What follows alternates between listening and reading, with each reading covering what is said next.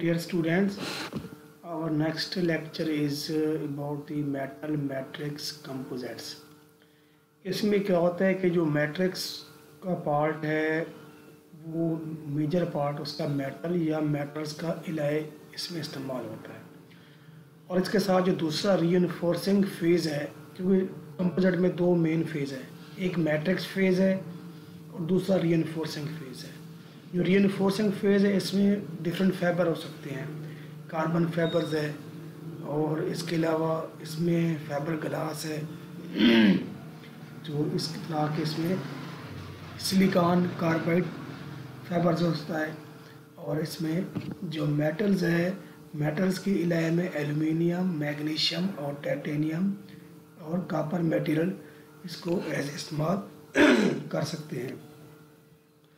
As the name implies for metal matrix composite, इसे MMC से ही एब्रीवेट करते हैं।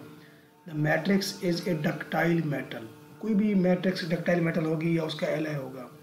दीज मटेरियल में be utilize at higher surface temperature than their base metal counterparts, यानी कि एक मेटल का जो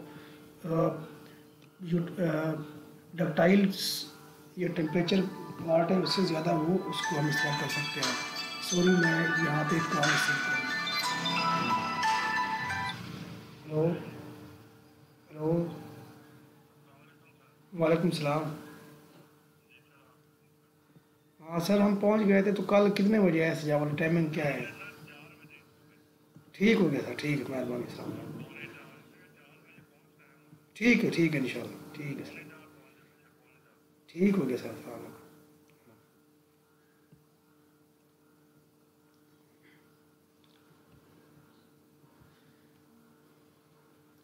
super alloys can be used as a matrix. Super alloys में जिसमें alloys of aluminium, magnesium and titanium and copper as implied as a matrix material. The reinforcing material, इनमें जो reinforcement part है, जो सेकेंडरी फेज है, वो may be in the form of particulate हो सकता है, बोथ कंटिन्यूस या डिसकंटिन्यूस फाइबर हो सकते हैं, एंड विस्कस। आगे एक डायग्राम है, उसमें डिटेल के साथ है कि कंटिन्यूस, डिसकंटिन्यूस, विस्कस कौन से होते हैं। तो उनकी जो रीइंफोर्सिंग फेज़ है, उनकी जो नॉर्मल रेंज है वो 10 to 60% वॉल्यूम होगा। कंटिन्यूस फाइबर मटेरियल में carbide, silicon carbide, boron, aluminium oxide and the refractive metal में भी यूज़ हो सकता है।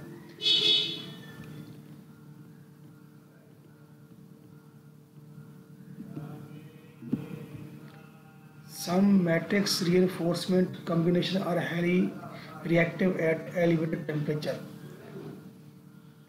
कुछ जो reinforcement और मैट्रिक्स का ये कम्बिनेशन है मेटल्स का, वो क्या होता है कि रिएक्टिव होता है जब टेम्परेचर हाई होता है, तो कंपोजिट डिग्रेडेशन हो जाती है। इसको बचाने के लिए क्या करते हैं कि उसके सरफेस पे कोटिंग करते हैं, उसके सरफेस पे कोटिंग करते हैं, तो उससे ये इसका है। तो नेक्स्ट इसमें डायग्राम में देखिए, मेटल मैट्रिक्स कंपोजिट MMC। तो इसका जो ये जो वाला पार्ट है पार्टिकल रीइंफोर्स्ड है, तो पार्टिकल इन्फोर्स में देखें ये पार्टिकल्स हैं,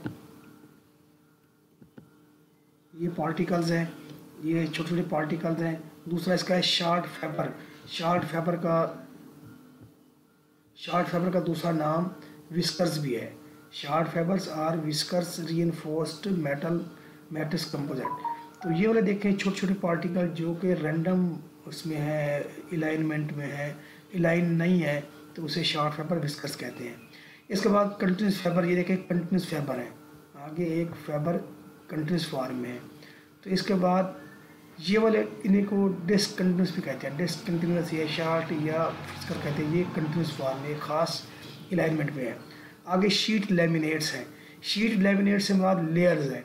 ये देखें, ये लेयर पहली लेयर है, ये सेकेंड लेयर है, ये एक रिपीट जिसे एक सैंडविच टाइप है कि एक पहली फाइबर की लेयर, एक इसके बाद दूसरा फाइबर, इस लेयर फॉर्म में, इसे शीट लैमिनेट्स कहते हैं।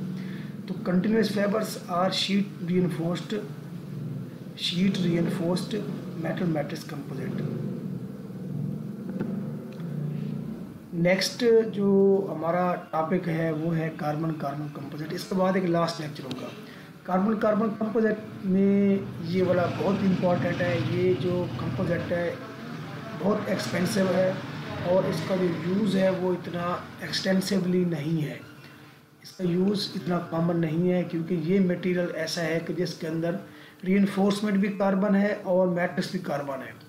इसका जो यूज़ है वो एयर स्पेस शटल हो गई, जो एयर जेट होते हैं, कैरियर फाइटर जेट होते हैं, उसकी जो नोज़ है आगे उसका इस्तेमाल है। इसी तरह मुख्तलिफ़ किस्म के स्पेस व्हीकल्स में इसका इस्तेमाल है, जो कि हाई टेम्परेचर पे अपने को रेस्ट कर सकता है ये मटेरियल। तो इसकी ये एप्लीकेशन है। इसको पढ़ते हैं। One of the most advanced and promising engineering material is the carbon fibres. Reinforced carbon होता है और कार्बन मैट्रिक्स में often term as carbon carbon composite, क्योंकि इसमें कार्बन ये वाला रीइंफोर्समेंट है और ये वाला मैट्रिक्स है। As the name implies both reinforcement and matrix are carbon. This material are relatively new and expensive and therefore are not currently being utilized extensively. The desired properties include high tensile modulus, tensile strength that are retained, जो कि होती है इतने temperature पे भी इसकी access of 2000 degree centigrade पे भी इसकी tensile strength resistance to creep and relatively large fracture toughness value, इसमें क्रैक नहीं होता और एब्रेशन नहीं होती और हीट रेजिस्टेंस है। Further carbon carbon composites have low coefficient of thermal expansion. तो इसमें the carbon carbon composites are implied, इसका यूजेज है कि इन रॉकेट्स की मोटर होती है क्योंकि वहाँ पे ज़्यादा टेम्परेचर हाई चाहिए होता है, और friction materials in the aircraft friction को बचाता है। हाई परफॉर्मेंस ऑटोमोबाइल्स होती हैं, hot pressing moulds and in modes जो जहाँ से वो स्टील और एयर इंडस्ट्री के अंदर in competent for advance turbine engines के अंदर as ablative shields for reentry vehicles. तो इसका ये यूज़ है। आगे इसकी ये डायग्राम है use of the carbon carbon composites. देखिए aircraft F1 racing car and train brakes, इसके अंदर इसका इस्तेमाल है। Space shuttle nose tips and leading edges, ये देखें नोज टिप जो है स्पेस शटल की, जो खलाई स्टेशन जो खलाई गाड़ी है उसकी भी इसी कार्बन कार्बन कंपोजिट बनी हुई है। रॉकेट नोजल्स एंड टिप्स, ये रॉकेट्स के नोजल टिप्स भी इसी के बने होते हैं। थैंक यू, अल्लाह हाफिज़, और next lecture will be continue.